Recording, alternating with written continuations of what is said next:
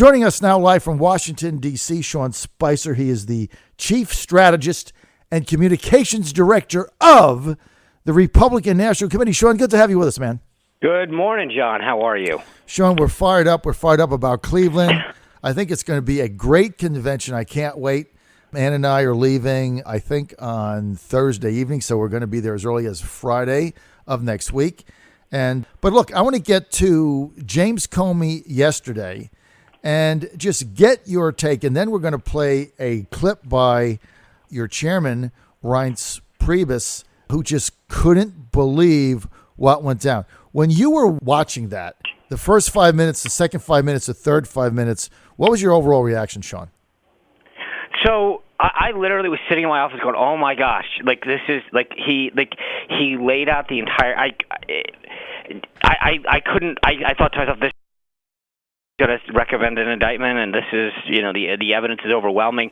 I told someone this morning, John. I literally thought it would be like if your kid came home and had a report card full of A's and then said, "But they won't let me graduate." And you'd look at them and go, "That's the dumbest thing I've ever heard." The evidence there was overwhelming, was the legal textbook definition of gross negligence. And then he said, "But, I just don't think we should prosecute, that people should get prosecuted on this." And I found that unbelievably mind-boggling. Well, yeah, and the thing is, what do you say to the people that have been prosecuted on that? That's right. For a fraction of that. We got a list of, and you were mentioning the chairman, he held up a list last night on Wolf of dozens of people, government, military officials, who for the mere mishandling of classified information have been prosecuted. The mishandling. Okay, why don't we put that on? Here's Chairman of the Republican National Committee, Reince Priebus, saying that also Hillary Clinton was clearly lying. Well, I mean, as a lawyer, I was listening to his description of what was happening, and I thought for sure the way he was working through the description that at least a gross negligence charge would either be recommended or very clear by the evidence. I think it's clearly gross negligence. I don't know how it's not gross negligence. And I also think it's curious that he had said there's no cases of people like this being charged when, I've got case after case after case of soldiers in many cases being charged for far less than Hillary, being dishonorably discharged, being fined, being sentenced. I think that it was a very curious decision and something that it was a real head scratcher. And I think it's going to indict Hillary for being dishonest. She was clearly lying when she said that she turned over all the emails. That was a lie. She lied when she said that nothing was marked classified. That was a lie. And so, look, she said that the emails weren't classified. That was a lie. So at every step, and there's stories out there all over the place categorizing this, Hillary Clinton lied about something that was very basic, and no person in America that's listening to this knows that if you did this in your job, would you be fired or would you be promoted? But Reince, you're a lawyer. Most people would be fired. Look, I mean, he was spot on last night. And the fact of the matter is, he said, well, we might recommend in the future administrative penalties. Like what? You pay a fine or you get stripped of your clearance? I mean, what are they going to do? Stripper of her clearance as the Democratic nominee? This whole thing is ridiculous, Sean.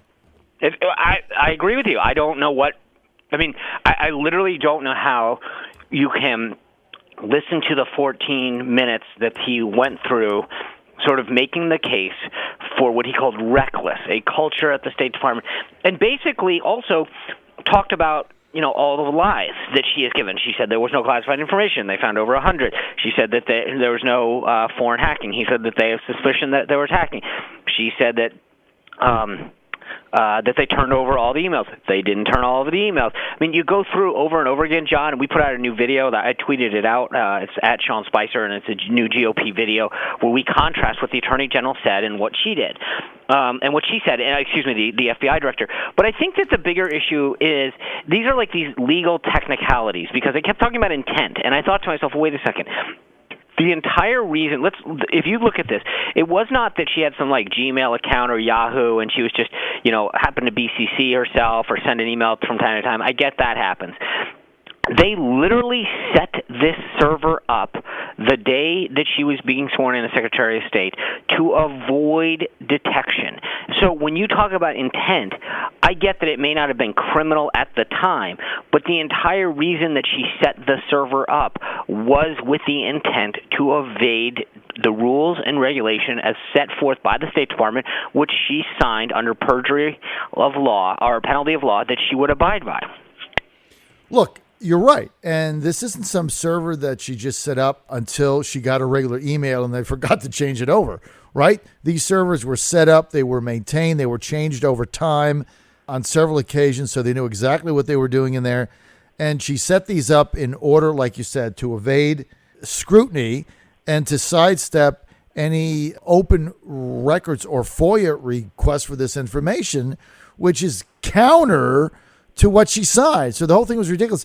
And, Sean, the other thing that nobody brought up yesterday in any of the talk shows is the initial press conference that she had in explaining this, Sean, was at the United Nations. And she did that because, as you know, the access to media in the United Nations is very controlled. Like, I just couldn't show up there. You have to have a special clearance. So she was in front of only a friendly media set, people that she knew at the UN. And then what people forget is what she said is, look, I only had this personal server for personal emails, yoga, my yoga classes, and my granddaughter and Chelsea's shower plans. That was the only thing I sent over the personal email. Well, that was a complete and blatant lie, not even close absolutely. to what I don't. That's why the issue of this is that, and I've said this on a couple shows so far, and I'll say it again. What yesterday is an indictment on her judgment, and an indictment on her fitness to be president. If you lie about the things that she lied about, if you handle national security to be president. Well, you've got to ask yourself, if she looked the American people in the eye several times on this email thing and was caught lying through her teeth where it's not even close. I mean, it's not even where it was a slip of the tongue. It was a complete, blatant lie because evidently she thinks we're all stupid and she can do whatever she wants. And if people are still willing to elect her president, I mean, I don't know what to say. I really don't. Have we that much dumbed down, Sean, is the question here. Well, here's my point that I would suggest to people. We have been warned. We have been warned that this is the kind of behavior and recklessness and living by one set of rules and demanding another for everyone else.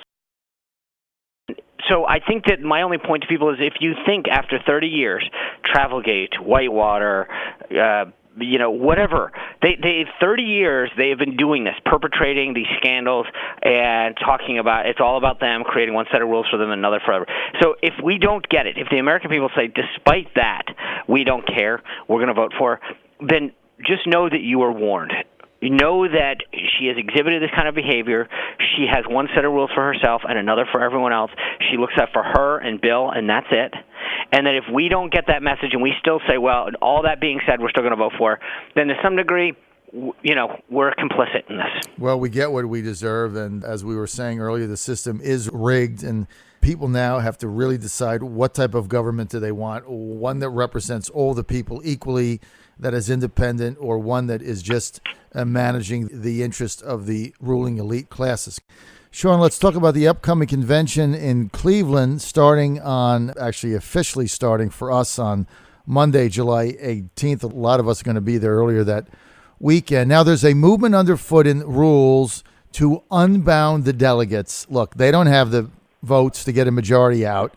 If they get to 25%, though, which I think is 28 votes, it becomes a minority report. Basically, it's then taken to the floor.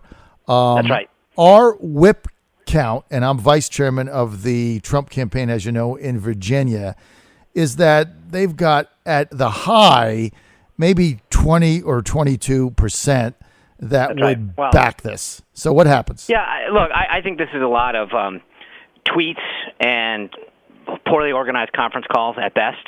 Most delegates understand the process. The people have spoken. we're going to have an orderly and process at the convention and the Rules Committee, and as you mentioned, you'll be there. Most people, whether or not they supported Donald Trump or not, I think recognize that he was the vote. He got the most votes in Republican history. He was the will of the voters, and so I think at most we're seeing a ton of tweets and disorganized conference calls on this, but no real effort to do anything substantive. The bottom line is, even if it came up for a vote on the floor to the regular delegates, and I don't think it will. I'm not convinced that they've got the 28 votes out of Rules to even get a minority report. But even if they do, this thing is going to go down 85-15, 88-12, 82-18, something like that. This really represents a minority of the delegates there. That's right. No question. And I think that's the issue. I mean, most of the delegates that I talked to, even in Virginia, who were for Cruz and part of the whole Ken Cuccinelli cabal and all that nonsense, except for a handful, they all told me that it's just stupid and they're not going to go against the will of the voters. Our nominee is our nominee, and that's it. That's right. No, I think that's absolutely right.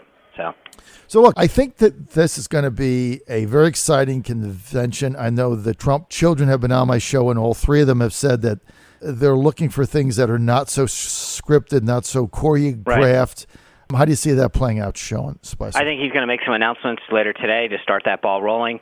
But look, he is not a traditional candidate, and he's going to bring a level of excitement and difference to this that has not been just part of the past. I think he's going to bring in less politicians and more people. So anyway, I think I'm excited that you and your whole team are going to be out there. Your whole team will be out there in Cleveland. I think we're going to put on a great show. It's going to be a lot of fun, and during that week, be sure and come on our show, Sean, during the hours I'd love to be on. Thank you, John. We'll have you. Thanks for being with us. Sean Take care. Spicer, the Chief Strategist and Communications Director of the Republican National Committee.